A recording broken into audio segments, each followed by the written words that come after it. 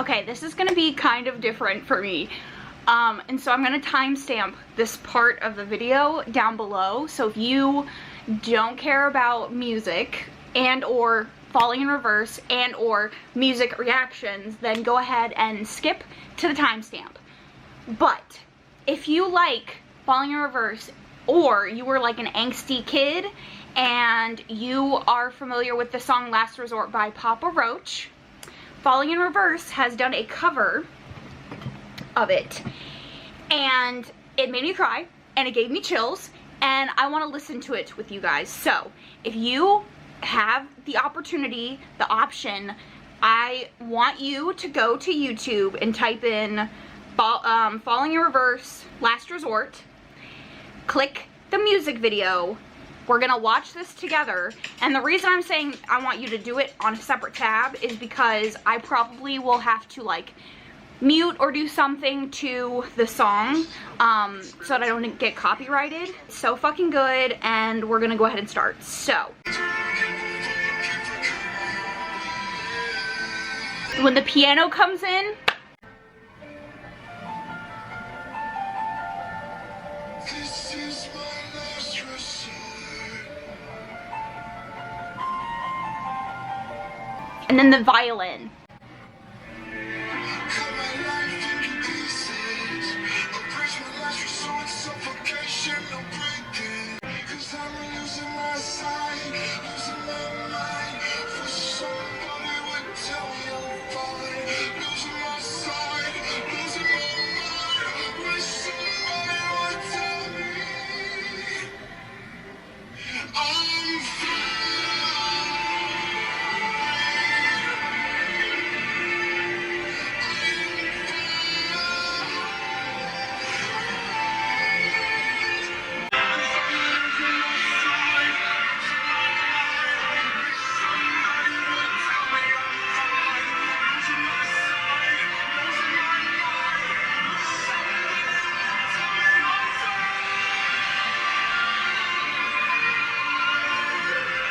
Okay, there's still a minute left, but I'm not gonna do the whole song because it's a 4-minute song, well, almost 5-minute song. Yeah, that song is like absolutely stunning. I am in love with it, and I think Ronnie is so talented. Now, if you go into the comments and you're like, didn't you know, Ashley? Ronnie burned down an orphanage for kids and puppies. No, I didn't know that. I'm sorry. He's just very, very talented, and like their new music just gets better and better. This is an amazing cover. The original song by Papa Roach is like the angsty, angry teen anthem for people that are just angry and lost, and I feel like this is like sad and depressed and don't know where to go in life, and it's so beautiful. That band is so talented. His vocals are amazing. I love the piano and the violin. Like, this reimagining of the song is so good, and I'm blown away. I've listened to it like 10 times, not an exaggeration, 10 times, and I still get chills.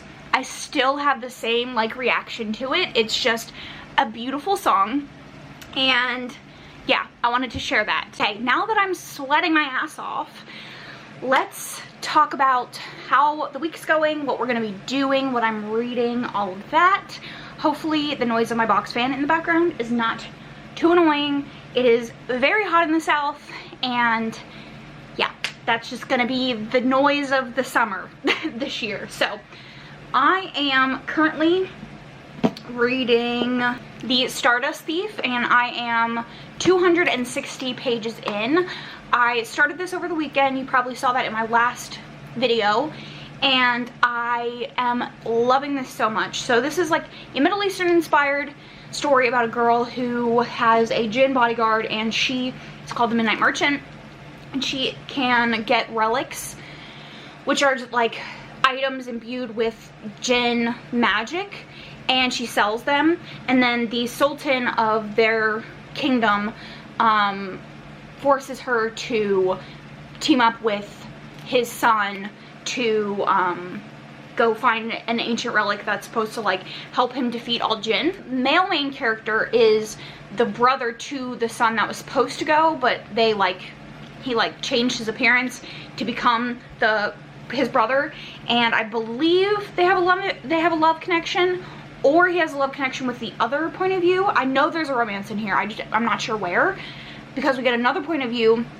of a girl who is the part of like the police task force, I guess, of Jinn hunters that his brother runs.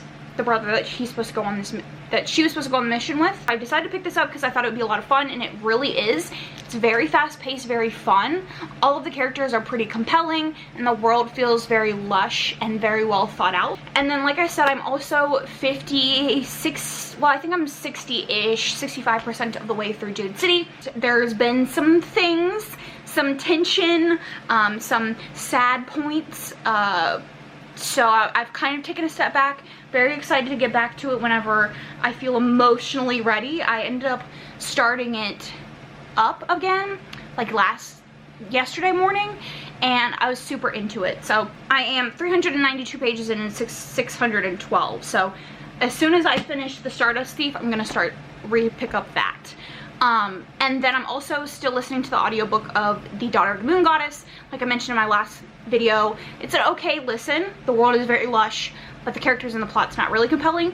She's an immortal, she's the daughter of the Moon Goddess, she's hiding her identity, she becomes a companion to the prince, she's trying to save her family. That's sort of the overarching plot. And that's also sort of what I'm reading.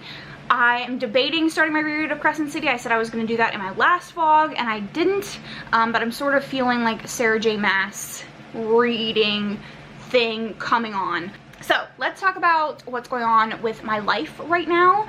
I have kind of been alluding to it in my previous clips, but previous videos rather. I'm really struggling right now. I don't feel like I'm going into another episode, but we do have the stress of like finances and the cats going on, and like Bane's recovery is definitely a stressor for me, and I'm kind of trying to just like get through it, and we still have a while to go. Like, he doesn't get his sutures out to the 18th. He has to keep the cone on until the 18th, and then as soon as he's done, we have Oswald going into surgery to, like, he's getting neutered or spayed or whatever it is.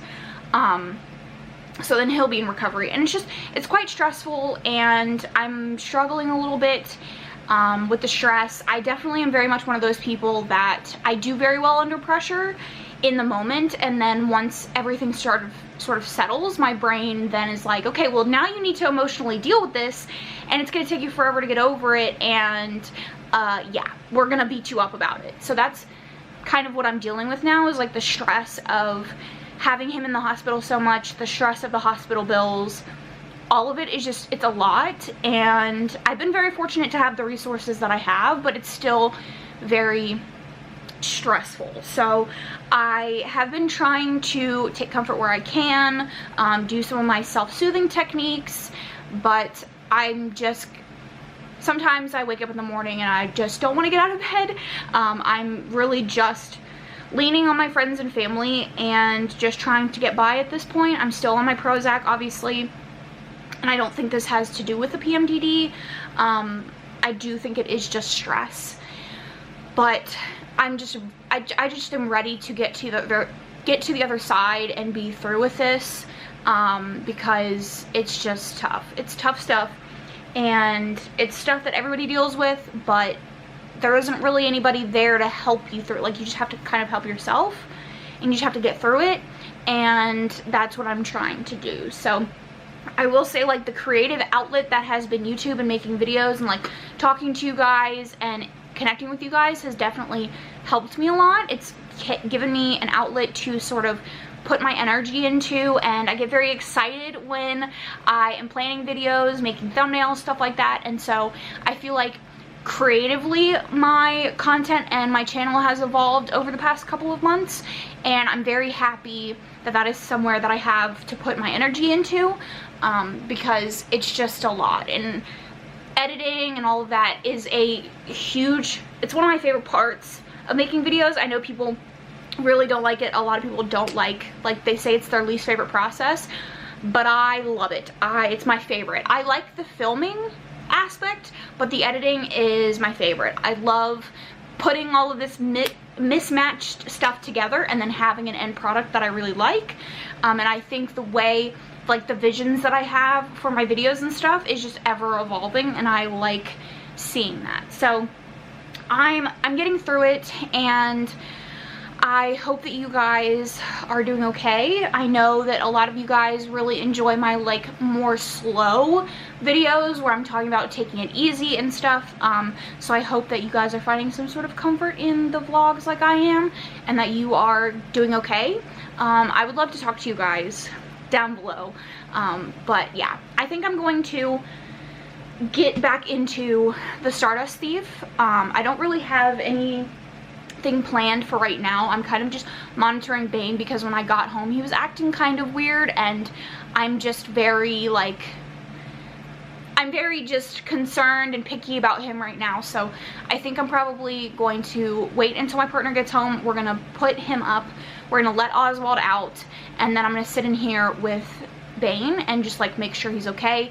I know he's very bored and he's tired of the cone, because he has to be very restricted as far as what he can do, but he's just throwing tantrums and, like, just behaving in a not normal way. So I'm, like, trying to monitor him and make sure that everything is okay.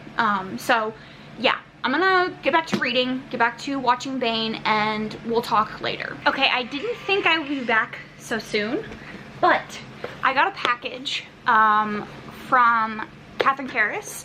She has a Etsy shop. No, a regular shop. I don't think it's not Etsy. She just has, like, a regular shop. And a couple, like, last month or something like that, she put out a call for help for her dog Rocky. And so I went over to her shop, I will leave it down below, to check out some stuff and, like, you know, offer what I could.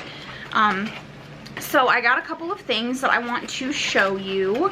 This is this. It's so cute. It says, "Thanks for stopping by, please come again." It has, like, a little candle on it. It's very cute. And it has some like a star sticker. Adorable. I don't want to, like, mess it up. I got a couple of bookmarks, which I'll show you first. Some that I absolutely love. So we have this one.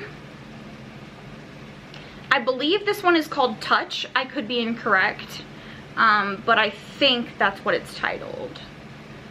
And then it has her cute little logo on the back and a tassel. Her logo is adorable. And then I also got this one, which is a window. I don't remember what this one is titled, but it has a cute little tassel and her logo on the back. And then I also got a pair of her earrings, which comes in this cute little wrapping. And it has, like, this cute washi tape on the back. Said I didn't want to rip anything, and then I did. I ripped the cute little, so these are, oh my god, they're so fucking cute.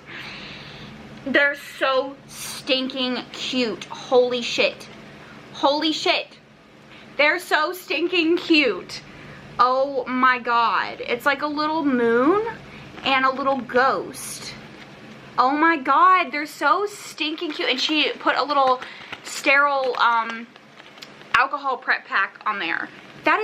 Those are so fucking cute. Oh my god. Oh my god, these are so cute. I'm honestly blown away. Okay, we have to put them in right now. Holy shit. They're so cute. Holy cow. And I know these are made to order, so each one is gonna look different than the others. This is so, I'm so, wow. Oh my god, that's so cute. Oh my god, it's so cute. Holy shit. Oh my god, they're so cute. Okay, yeah, that is that. I'm so happy that I did this. I'm gonna leave her shop down below. She has so many cute things, including, like, big prints. She's doing I think she's still doing a fundraiser for her dog's medical bills.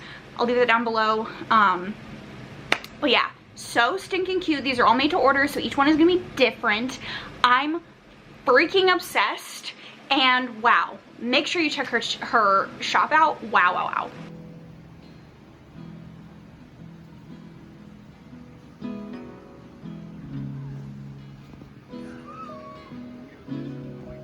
But I think we can win. I don't know though, our gens are pretty spread out. The hardest thing is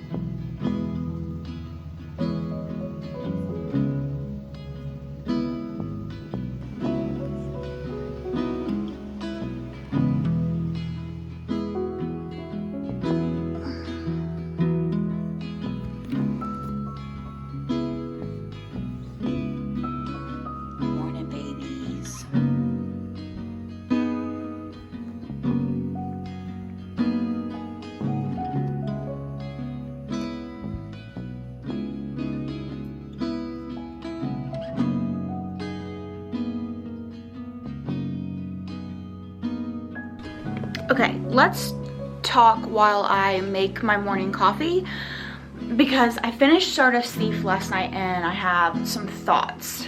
I decided to give it 4 stars, but I don't know if it necessarily deserves 4 stars.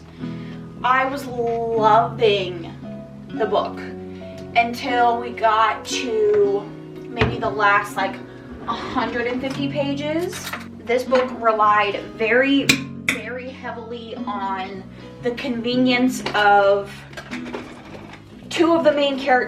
one of the main characters being a djinn and having these mysterious abilities, to the point that these huge conflicts would come up, and then I felt like I knew nothing was going to happen because the djinn character was going to come in and save everything.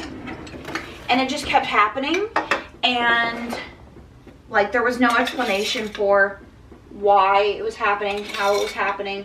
It was very much one of those like, and then everything went black and I saw a creature in the darkness sort of thing. And I'm not saying that like it has to be the most like in-depth, wild, descriptive, like everything has to make perfect sense all the time situations, but part of the appeal of a fantasy is that you have high stakes. It's wild. You never know what characters you can fall in love with because something wild might happen to them, hence Jade City.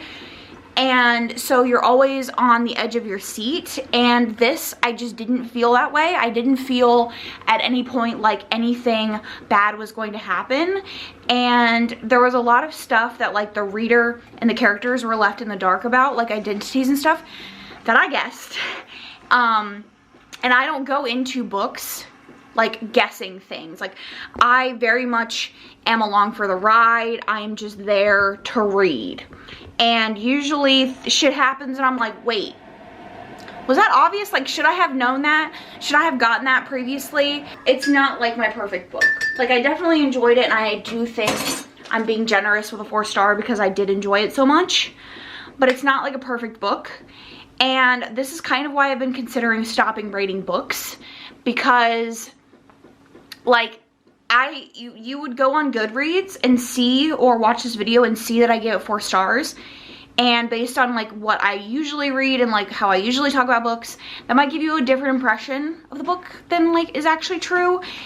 And I understand that like rating is subjective, and like you have to understand that rating is subjective, and rating itself is very subjective, and what works for someone might not work for everybody. So you have to kind of like understand that when you go into a book.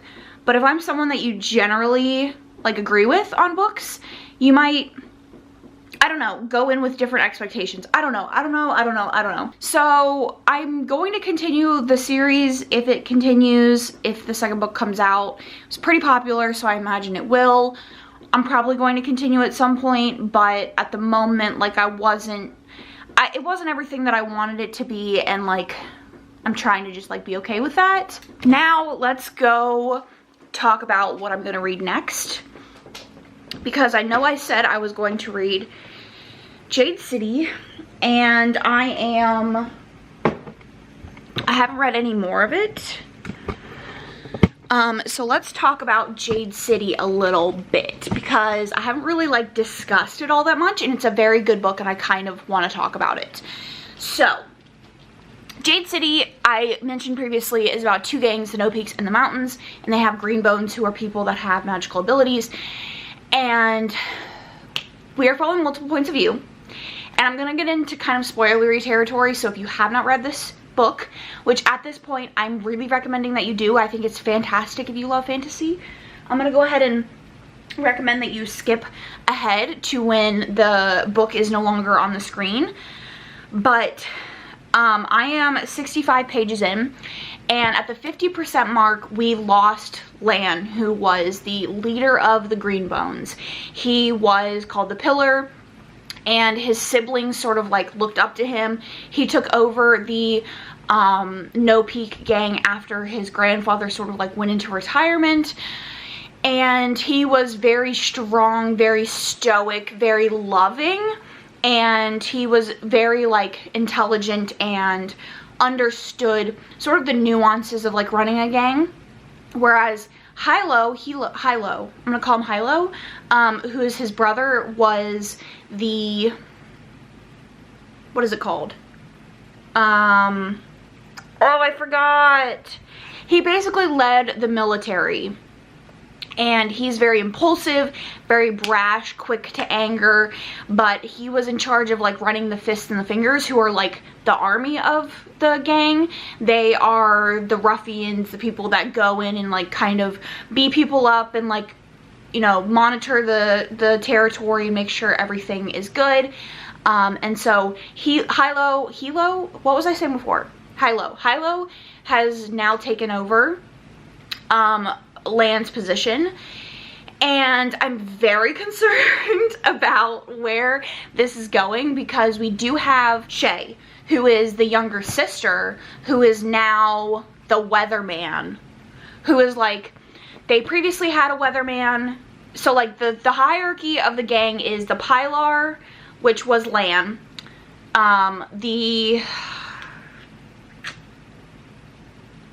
I can't remember what the military guy's name is. I'm gonna put it on the screen. That was Hilo. He ran the military, and then there was a third person called the weatherman, and that was someone that was in that position when their grandfather was running the gang, and he was a traitor. So they put him out, like they retired him, and now Shay, who is their younger sister, is in the weatherman position, and she's sort of like the logistical person. So he runs the military side, she runs the like money management side of things, like the more like business oriented side, and so she is there to kind of balance Hilo out with all of his craziness. But ultimately Hilo has like the ultimate authority. Like, he is the Pilar, he is the person that everybody answers to, and the person that is the military strategist is someone that used to be under him. So I'm just really concerned about where the story is going. I am very invested. Like I said previously, it's very emotionally high energy right now because of Lan's death. Like, it was quite an emotional moment. I was sort of expecting it because there was some like death flags, but I was like, surely. Lan was my favorite character. I was like, surely he's not gonna die. Like, surely. Like, he falls into the river because he started taking this drug that was like really fucking with him, because he had like assumed this position and they were going to war with the mountains, and he knew that he needed to like up his jade levels, like the amount of jade that he had on his body, which like upped his strength to be like, to show that he was like a Pilar that was like strong.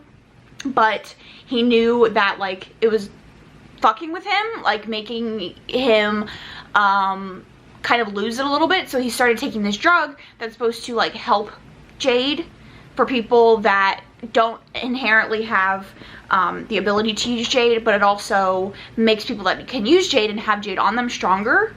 And so he was using this drug, but it was also kind of fucking with him a little bit. And so he gets attacked by an outside group that we think might be related to the mountain gang, but we're not sure.